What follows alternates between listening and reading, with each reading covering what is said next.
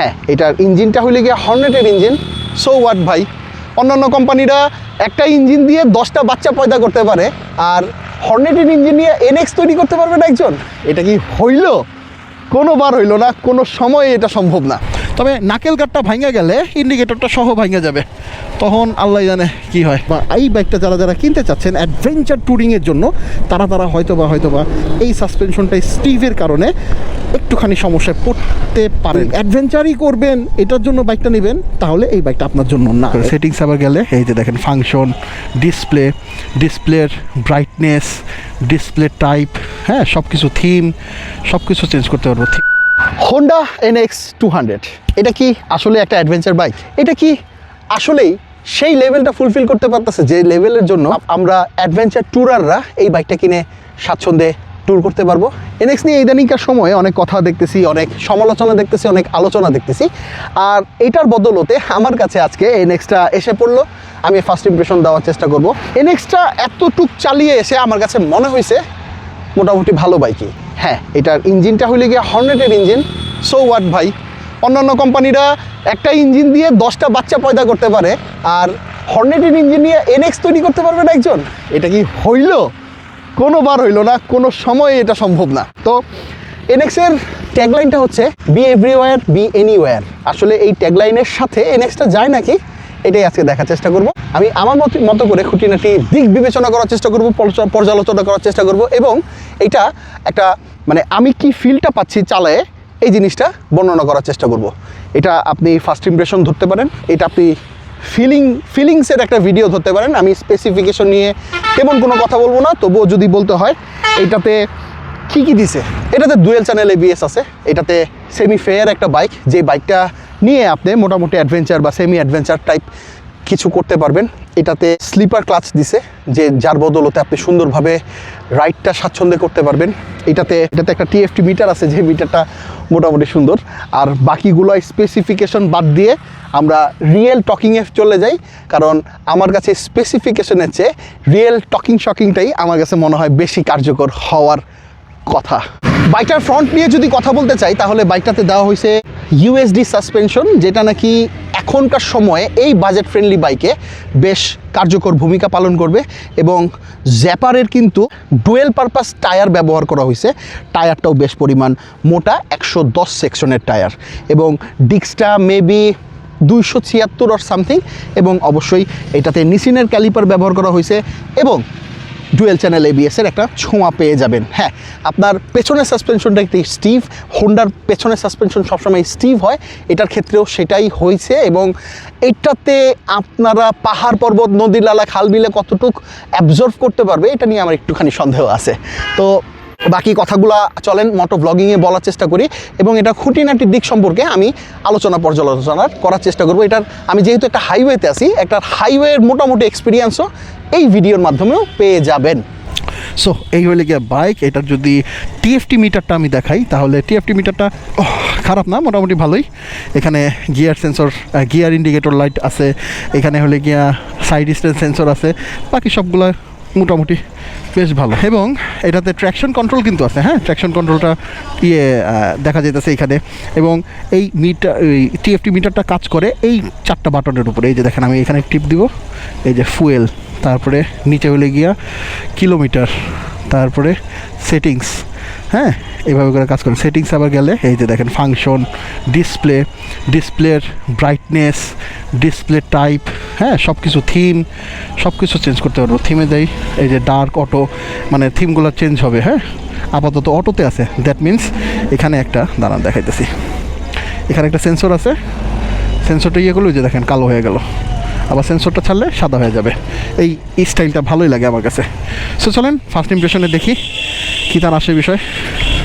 বিসমিল্লাহির রহমানির রহিম। ইঞ্জিনের নকিংটা বেশ স্মুথ,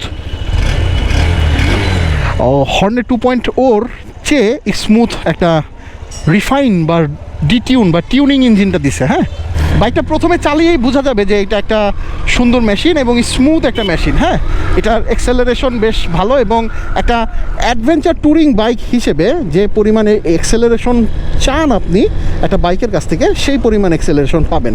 এটার সিট হাইটটা কিন্তু মিনিমালিস্টিক রাখার চেষ্টা করছে। দ্যাট মিনস আমি যদি ঘটা করে বলতে চাই যে 5 ফুট 5 থেকে শুরু করে অ্যাবোভ যারা হাইটের আছেন তারা খুব স্বাচ্ছন্দ্যে এই বাইকটা চালাতে পারবেন। তার মানে এই না যে খাটো মানুষরাও চালাতে পারবেন না। মেহেদি একটু আগে এই বাইকটা চালাইলো এবং মেহেদি এখন আপাতত আমার বাইকটা চালাইতেছে। সো ইয়েস, এটা 5 ফুট 3-এর মানুষও যদি এক্সপিরিয়েন্স এনাফ রাইডার হয়ে থাকেন তাহলে অবশ্যই চালাইতে পারবেন। এবং এটার গিয়ার শিফটিংটা অনেক স্মুথ। এটাতে স্লিপার অ্যান্ড অ্যাসিস্ট ক্লাচ ব্যবহার করা হয়েছে। গিয়ার শিফটিংটা অবশ্যই স্মুথ হওয়ার কথা এবং হাইওয়েতে এটার পারফরমেন্স অতুলনীয় হওয়ার কথা। তবে হ্যাঁ, পেছনের সাসপেনশনটা একটু স্টিফ দেখে এটার মানে কেমন জানি একটা ফিল হয়, মানে একটুখানি ব্যথা ফিল হয়। তবে 6-7 হাজার কিলো পরে মেবি সাসপেনশনটা হালকা পাতলা একটুখানি নরম হইতে পারে। তো আমরা যারা অ্যাডভেঞ্চার লাভার আছি অথবা এই বাইকটা যারা কিনতে চাচ্ছেন অ্যাডভেঞ্চার ট্যুরিংয়ের জন্য, তারা হয়তোবা এই সাসপেনশনটা স্টিভের কারণে একটুখানি সমস্যায় পড়তে পারেন। কারণ অ্যাডভেঞ্চার যারা করে তারা পাহাড় পর্বত নদী নালা খালবিল সব জায়গাতেই দাপিয়ে বেড়ানোর চেষ্টা করে এবং যখন দেখা যাবে যে এটা দিয়ে ওই ধরনের অ্যাডভেঞ্চারটা হচ্ছে না যে ধরনের অ্যাডভেঞ্চারের জন্য এই বাইকটা নেওয়া হয়েছে, তখন একটুখানি সমস্যায় পড়তে পারেন বা একটুখানি খারাপ লাগলেও লাগতে পারে। আর একটা জিনিস এটার একটুখানি ডাউনফল লাগছে আমার কাছে, সেটা হচ্ছে এটার কুলিং সিস্টেমটা। এই কুলিং সিস্টেমটা দিয়েছে হলে গিয়ে এয়ার কুল ইঞ্জিন দিছে। সো এয়ার কুল ইঞ্জিনটা আসলে লং রানে কতটুক সাপোর্ট দিবে বা কতটুকু সাপোর্টিভ হবে এটা আমার কাছে একটুখানি সন্দিহান লাগে বা সন্দেহ লাগে। তো কুলিং সিস্টেমটা মিনিমাম যদি অয়েল কুল দেওয়ার চেষ্টা করতো তাহলে হোন্ডা NX সর্ব হয়ে যেত, মানে একদম অলরাউন্ডার একটা বাইক হইতো। হ্যাঁ, এই স্টিভ সাসপেনশন মা না রে ভাই, ব্যথা লাগে। আরেকবার দেখি। হ্যাঁ, কোমর একটুখানি ব্যথা লাগে, কোমর পাছা এগুলাতে একটুখানি লাগে। তো হ্যাঁ, স্টিভ সাসপেনশন থাকতেই পারে। ডে বাই ডে এটা ইউজেজের মাধ্যমে একটু মোলায়েম হবে। তো যদি কুলিং সিস্টেমটা ভালো করতো তাহলে আমার কাছে মনে হয় ভালো হতো। এই যে এটা দিয়ে কিন্তু আমি TFT মিটারের বারটাও চেঞ্জ করতে পারবো। দেখেন, এই যে এভারেজ মাইলেজ দেখাইতেছে, এই যে দেখাইলো ট্রিপ A, তারপরে ট্রিপ B, তারপরে টোটাল মাইলেজটা। হ্যাঁ, টোটাল অডোমিটারটা কত চলতেছে। সো এইটার মাধ্যমে ফাংশন করা যাবে। হ্যাঁ, আর সুইচগুলো মোটামুটি খারাপ না, ভালোই লাগছে আমার কাছে। তবে আর একটু ভালো হইলেও হইতে পারতো। তবে কস্ট কাটিংয়ের জন্য অনেক কিছু এদিক সেদিক করতে হয়। এই বাইকটার ক্ষেত্রেও সেরকমই কস্ট কাটিংয়ের জন্য অনেক কিছু এদিক সেদিক করছে। আবার এই 3,15,000 টাকা বাজেটে হোন্ডা অনেক কিছু দেওয়ার চেষ্টা করছে, যেগুলো জিনিস আসলে 3,15,000 না হয়ে যদি 3,50,000 হইতো তাইলেও খুব একটা বেশি এদিক সেদিক আহামরি হইতো না। তবে আমরা ঘটা করেই বলতে পারি এই জিনিসটা যদি অন্য কোম্পানি যদি এইটা নিয়ে আসতো তাহলে আমার কাছে মনে হয় 3,15,000-এর চেয়ে অনেক বেশি প্রাইস রাখতো। সো ওই হিসেবে ধরতে গেলে এটা ফ্যান্টাস্টিক লেভেলের একটা বাইক। আমি যেহেতু একটুখানি একটা ব্যস্ততম আঞ্চলিক মহাসড়কে আছি, সেহেতু আমি এক্সেলারেশন পাওয়ারটাও আমি দেখানোর চেষ্টা করব। এখন ইকোনমিক্যাল গতিতে চালাইতেছে দেখে দেখেন ইকো মুড নামে একটা অপশন এখানে উঠে গেছে। দ্যাট মিনস আপনার মাইলেজটা কিন্তু ইকো মুডে রাখলে ভালো পাওয়া যাবে। সো এই TFT মিটারে আসলে সব কিছুই আছে, যতটুক ফাংশনাল বা ফাংশন দেখা যায় বোঝা যায় সব কিছুই আপনি এই TFT মিটারে কিন্তু পেয়ে যাবেন। সো আমরা যাচ্ছি হলে গিয়ে বাইকটা কিনে ঢাকার দিকে, সিংগাইরে আমার অফিসের সামনে থেকে এই বাইকটা কিনলাম। তো আগামীকালকে আবার আমার অফিসে আসতে হবে। তো এই বাইকটাতে চললে আপনার কাছে মনে হবে যে আপনি একটা সিংহাসনের উপরে বসে আছেন, একটা ককপিট ভিউটা পাওয়া যায় সুন্দর। হ্যাঁ, এই সুন্দর ককপিট ভিউয়ের জন্য হইলেও আমার মনে হয় হোন্ডা NX-টা আপনার কেনা দরকার। হ্যাঁ, জ্যামের মধ্যে ম্যানুভার করতে খুব ভালোই লাগার কথা, কারণ একদম আপওয়ার্ড একটা হ্যান্ডেল বারের ছোঁয়া আছে। তো সো জ্যামের মধ্যে আমার মনে হয় না খুব বেশি একটা ক্ষতি হবে বা জ্যামের মধ্যে খুব বেশি একটা প্যারা হওয়ার কথা না। তো আপনারা যারা মনে করতেছেন যে ঢাকা শহরে বা শহর অঞ্চলে জ্যামে এটা নিয়ে খুব বেশি ব্যাকুতিক বা খুব বেশি খারাপ অবস্থা হয়ে যাবে, এরকমটা কিছু না। এটার নাকেল গার্ডটা আমার কাছে ভালো লাগছে। আবার নাকেল গার্ডটা একদিক দিয়ে ভালো লাগে না, সেটা হচ্ছে যে নাকেল গার্ডের সাথে ইন্ডিকেটর লাইটটা সেট করা। তো এই ইন্ডিকেটর লাইটটা সেট করা থাকলে নাকেল গার্ডটা খোদা না খাস্তা যদি ভেঙে টেঙে যায় তাহলে ইন্ডিকেটর সহ চেঞ্জ করতে হবে।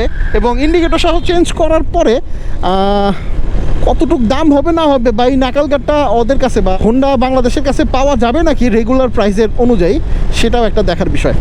আরেকটা জিনিস নোটিসেবল, সেটা হচ্ছে যে এইটার হলো গিয়ে হ্যান্ডেল বারটা কিন্তু একটুখানি বাঁকা বাঁকা লাগে। আমি একটা রিলে আমি বলেছি অলরেডি, ওই রিলটা অন এয়ারে আছে, আপনারা একটুখানি দেখে নিন। এটার হ্যান্ডেল বারটা একটুখানি বাঁকা বাঁকা মনে হয় এবং হ্যান্ডেল বারটা মনে হয় যে বাম দিকে একটু কাঁত হয়ে আছে। সো এটা নতুন যারা চালায় তাদের ক্ষেত্রেই কি একই রকম ব্যাপার স্যাপার নাকি, এটা একটুখানি আমাকে জানাবেন। এবং হ্যান্ডেল বারটা আসলে কার কার বাঁকা লাগে সেটাও আমাকে জানাবেন। আরেকটা জিনিস হচ্ছে এটার ব্রেকিং হলো গিয়া এক কথায় অতুলনীয়। আমি একটুখানি সামনে যা ব্রেক করি, এটার এক্সেলারেশন দেখছেন, ওয়াও। ধরেন 80-তে আসি, আমি একটা ইঞ্জিন ব্রেক করব, ও রে সুন্দর। ও আচ্ছা, ইমার্জেন্সি ইন্ডিকেটরও জ্বলে ব্রেকিংয়ের সময়, মানে প্যানিক ব্রেকিং অ্যালার্ট আছে এটাতে। ওই যে হিরোতে যেটা আছে, দাঁড়ান আবার দেখাই। ওই যে দেখেন সামনে ইমার্জেন্সি চলবে, ওই যে ইমার্জেন্সি চলছে, দেখছেন? ব্রেক ভালো। এটা কিন্তু একটা মিড বা লো আরপিএমের টর্কটা ভালো জেনারেট করে। সো আপনি লো আরপিএমে রেখেও এই বাইকটা ভালোভাবে চালাতে পারবেন। এবং ইন্টেন্স হাইওয়েতে যদি আপনার ধরেন 2-4টা বাস, গাড়ি, ট্রাক ওভারটেক করতে হইলো, এটার ক্ষেত্রে ওভারটেক করতে পারবেন। আবার ইন্টেন্স মোমেন্টে ব্রেক করতে হইলো, এটা দিয়ে ব্রেকও করতে পারবেন খুব ভালোভাবে, কারণ এটাতে আছে ডুয়েল চ্যানেল ABS। সো ব্রেকিংয়ের ঝামেলাটা বা ব্রেকিংয়ের প্যারাটা আপনার থাকবে না। আবার এবড়ো থেবড়ো রাস্তা বলেন, ঝাঁকি ঝুক্কা রাস্তা বলেন, অথবা বালুযুক্ত রাস্তায় বলেন, এটা মোটামুটি ভালোই পারফরমেন্স করবে, কারণ এটাতে ডুয়েল পারপাসের MRF-এর জ্যাপার টায়ারটা ইউজ করছে। জ্যাপার টায়ারটা কিন্তু বেশ পরিমাণ ভালো, আমরা জেনে থাকি। সো ইয়েস, আমার কাছে এই বাইকটা ফার্স্টে চালায়া মিশ্র প্রতিক্রিয়া বিরাজমান। হ্যাঁ, ধরেন ভালোও লাগতেছে, আবার ধরেন ওই যে একটা আক্ষেপ কাজ করতেছে যে ইস, আরেকটু যদি এটা দিত, আরেকটু যদি ওইটা দিত, যদি বাজেটটা যদি 3,15,000 না দিয়ে 3.5 লাখও করতো, তাও যদি এইটা সেটা ওইটা একটুখানি দিত, তাইলে মনে হয় এই বাইকটা সর্বা হয়ে যেত। এবং এই বাইকটা বিক্রি করার থেকে হোন্ডা আসলে সারতে পারতো না, মানে আনতো আর স্টক আউট হইতো। সো ইয়েস, একটুখানি কনসার্ন পন্স থাকবে এটা নিয়েই। হলে গিয়ে মানুষের জীবন, মানুষের পরিক্রমা, বাইকের পরিক্রমা থাকবেই। প্রত্যেকটা কোম্পানির প্রত্যেকটা বাইকই আসলে কোনোটাই স্বয়ং সম্পূর্ণ না, আবার অনেকগুলো আছে যে আপ টু দ্য মার্কেট থাকে। সো ইয়েস, আমার কাছে মোটামুটি ভালো লাগলো। ওই যে মিশ্র প্রতিক্রিয়া বিরাজমান, এবং এটা হলে গিয়ে অনেকটা ছোটো গল্পের মতো। ওই যে ছোটো গল্প কীরকম শেষ হয়েও হলো না শেষ, ওই রকম একটা অবস্থা। ও আচ্ছা, ভালো কথা, এই মাত্র চোখে পড়লো, এটাতে কিন্তু USB কেবল আছে, মানে USB সাপোর্টেড আছে। এই যে এটা খুললে কেমনে খুলে, আচ্ছা এই যে ও Type-C দিছে, বাহ, C2C, ভালো, C2C দিয়ে দিছে এটাতে। সো আমরা যারা গ্যাজেট ইউজ করি তাদের জন্য এটা একটাখানি ভালো ব্যাপার স্যাপার, কারণ হঠাৎ করে ইন্টেন্স মোমেন্টে বা যখন প্রয়োজন হবে তখন গ্যাজেট চার্জের একটা ব্যাপার স্যাপার থাকে।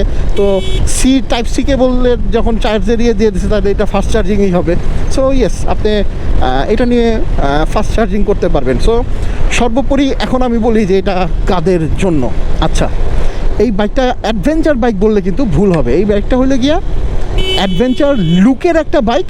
এই বাইকটা দিয়ে টুকটাক অ্যাডভেঞ্চার হয়তো বা করা যাবে, যেটা সব বাইকেই করা যায়। মানে আমরা বাংলাদেশের মানুষের বাইক কিনে একটাই, তো ওই একটা বাইক নিয়েই অনেক কিছু করতে চাই। সো এটা দিয়ে ওই রকমই অনেক কিছুই করা যাবে।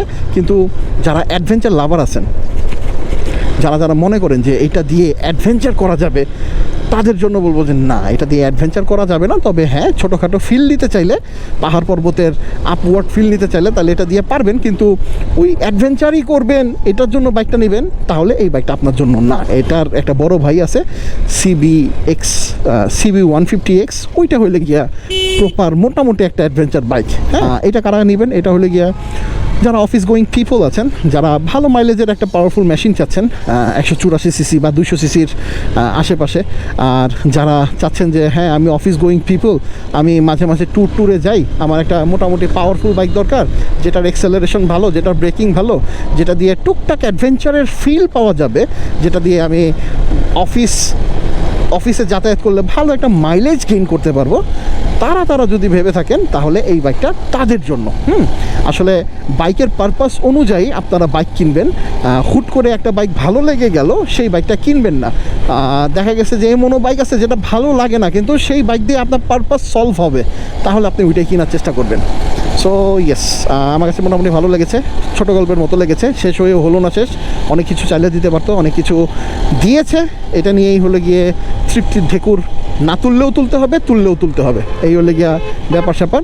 সো ইয়েস, শেষ করব।